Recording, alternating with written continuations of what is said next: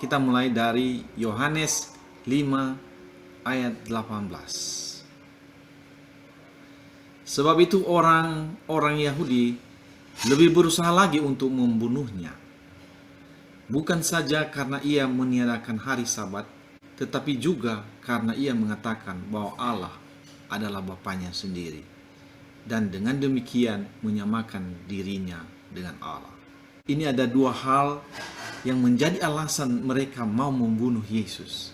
Yang pertama yaitu mereka menuduh Yesus meniadakan hari Sabat.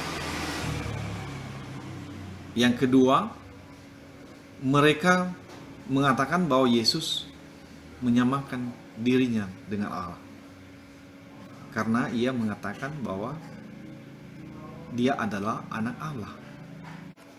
Di ayat 17, Yesus mengatakan, Bapakku bekerja sampai sekarang, maka aku pun bekerja juga. Jadi, hal inilah yang membuat orang-orang Yahudi itu berusaha untuk membunuh Yesus.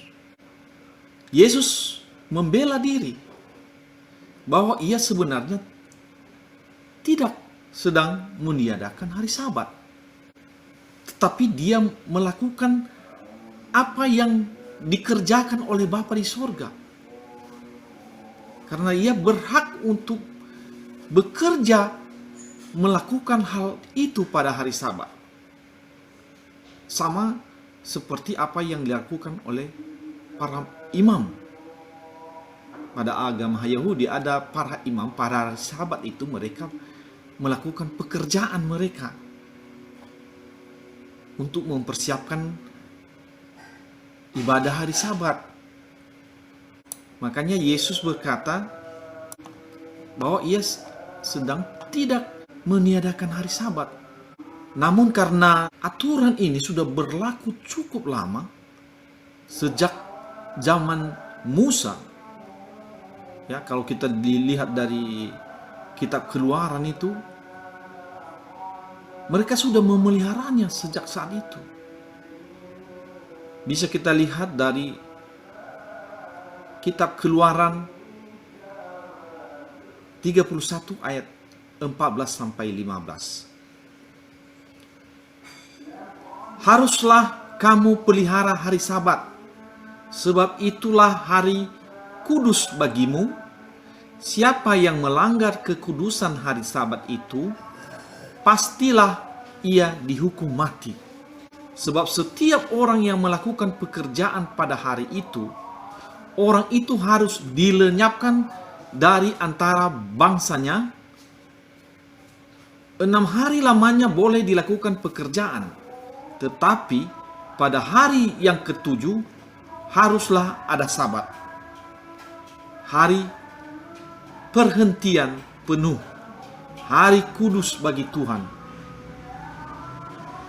Setiap orang yang melakukan pekerjaan pada hari Sabat, pastilah ia dihukum mati. Yesus menganggap bahwa ketika ia melakukan pekerjaan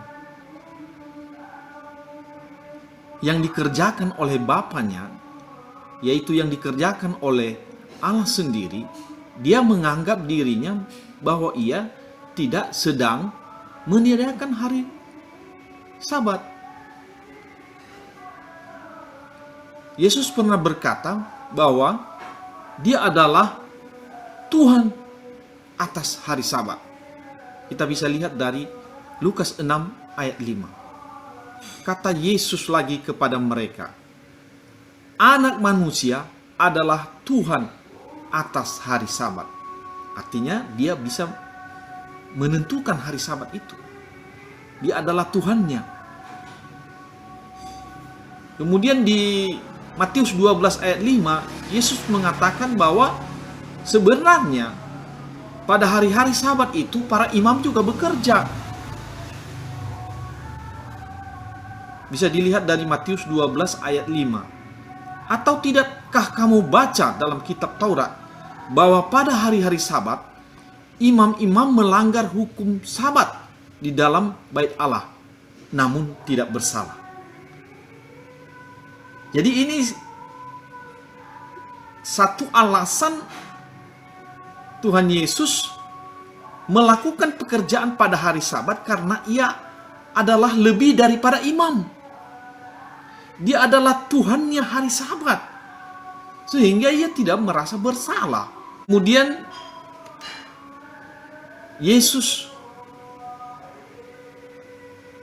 juga mengatakan bahwa pada hari Sabat itu pekerjaan yang baik, yaitu menolong orang, bahkan menolong binatang yang jatuh ke dalam lubang, itu tidak salah. Jadi memang orang-orang Yahudi ini sudah begitu kaku dalam melaksanakan hari Sabat. Makanya bisa kita lihat itu kalau kita baca di dalam kitab-kitab Injil, banyak sekali Tuhan Yesus itu melakukan pekerjaan pada hari Sabat, menyembuhkan orang, bahkan murid-muridnya juga memetik gandum pada hari Sabat. Dengan alasan bahwa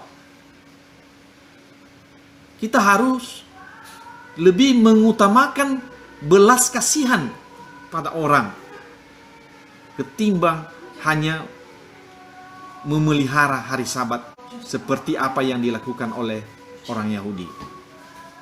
Jadi artinya sesuatu yang mendesak, sesuatu hal yang mendesak yang harus dilakukan pada hari Sabat itu boleh dilakukan. Ayat 19 mengatakan, maka Yesus menjawab mereka, katanya, aku berkata kepadamu, sesungguhnya anak tidak dapat mengerjakan sesuatu dari dirinya sendiri jikalau tidak ia melihat Bapa mengerjakannya. Sebab apa yang dikerjakan Bapa itu juga yang dikerjakan anak. Sebab Bapa mengasihi anak dan ia menunjukkan kepadanya segala sesuatu yang dikerjakannya sendiri. Bahkan ia akan menunjukkan kepadanya pekerjaan-pekerjaan yang lebih besar daripada pekerjaan-pekerjaan itu, sehingga kamu menjadi heran. Jadi dia mengatakan kepada orang-orang Yahudi bahwa semua pekerjaan itu sebenarnya dilakukan oleh Bapa di sorga, oleh Allah sendiri. Namun Yesus bisa melihatnya. Bapa akan menunjukkan pekerjaan-pekerjaan yang lebih besar lagi, bukan hanya sekedar menyembuhkan penyakit. Dikatakan di ayat 21, sebab sama seperti Bapa membangkitkan orang-orang mati dan menghidupkannya, demikian juga anak menghidupkan barang siapa yang dikehendakinya. Luar biasa. Artinya